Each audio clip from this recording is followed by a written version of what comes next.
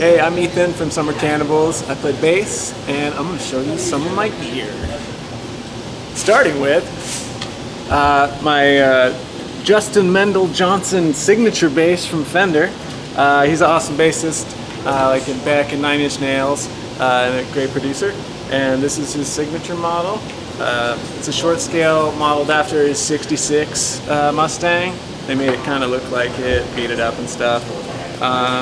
It's all stock. I just had a little setup done on it.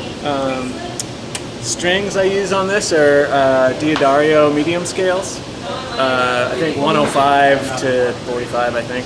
I have a lot of basses, and I usually use a P bass, but Jessica had recorded some bass parts for some songs on the demos on the Mustang. And I also am a nerd and like gear, and it was an excuse to buy one. So I went to a shop in Portland, Old Town Music, great shop if you're ever there.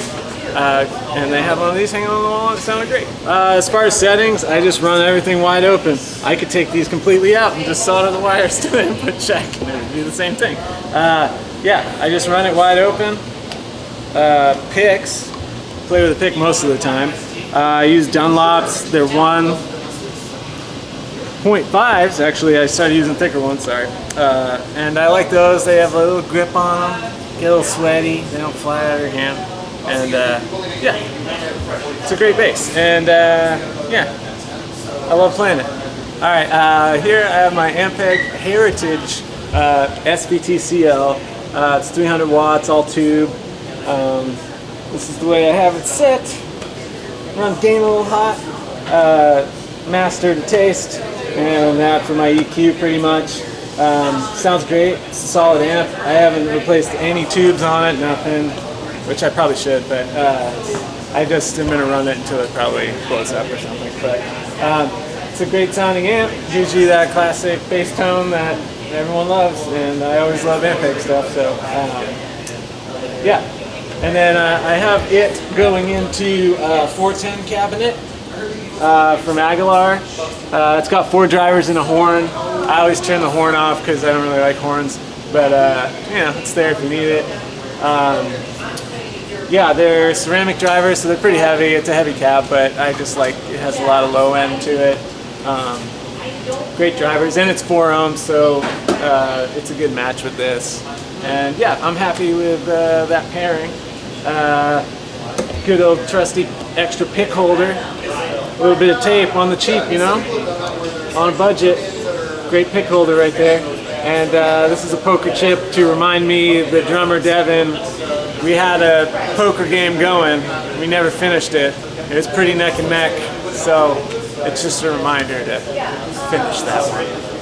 This is my pedal board. It's a Gator pedal board. I like it. Some of them you can like put every cables underneath and stuff, but I don't know, I kind of like this one. It's just basic. Cable wise, it's all Divine Noise cables out of Portland, Oregon. They're a great company. Never had one of their cables break. I've had plenty of cheap cables break, and it's nice to just have something that doesn't mess up and make you really stressed out during a show. So those are the cables. I go into Dunlop volume pedals, and out of the tuner out on that, I have my tuner always on, so I can kind of see if I'm way out or something, if I can't hear myself real well.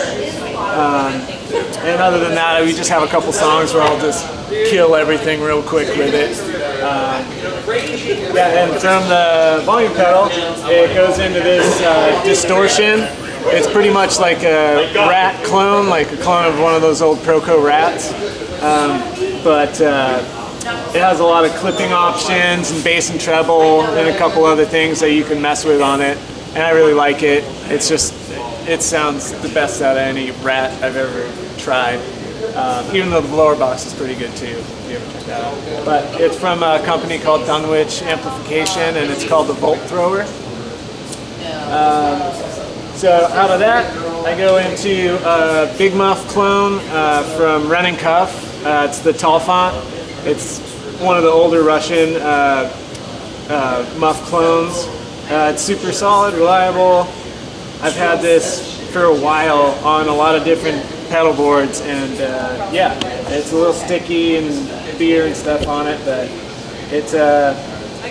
it works really well. It sounds good. It can get out in the sun and it doesn't sputter and sound all weird.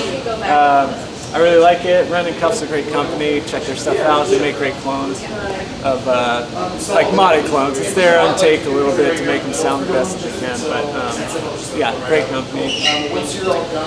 From there, I have my signal going into Ghost Echo by Earthquaker Devices.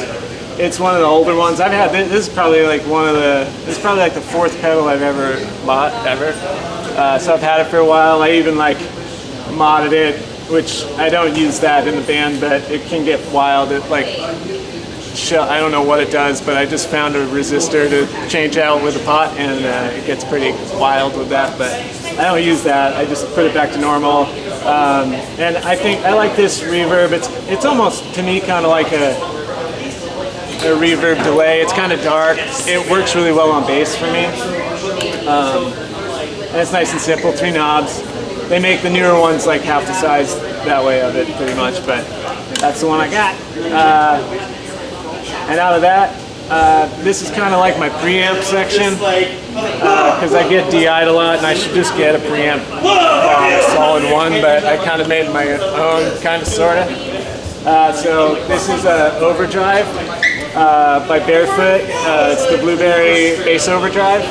It's super simple, just volume, tone, and drive, but it can get pretty good amp-like. I don't know, it's pretty light overdrive.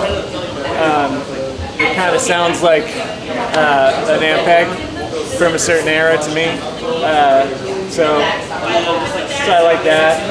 And then I have that going into this MXR 10-band EQ, and I never really use EQs, and then I don't know, I tried one out in the studio, and I kind of just like how you can, if you don't quite like something about the sound that's going in your amp, you can just notch it out, and, you know, then maybe the next night you want it back and you can just put it back or turn it off. And they're handy little things to have.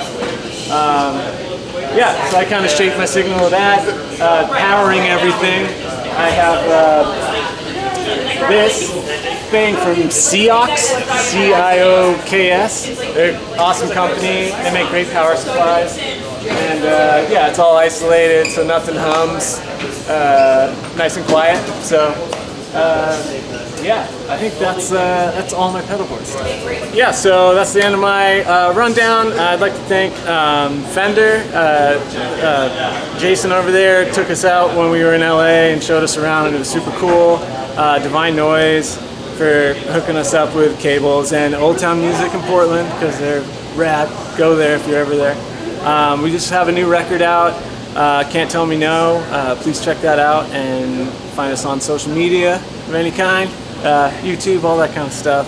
And please check it out, and take it easy.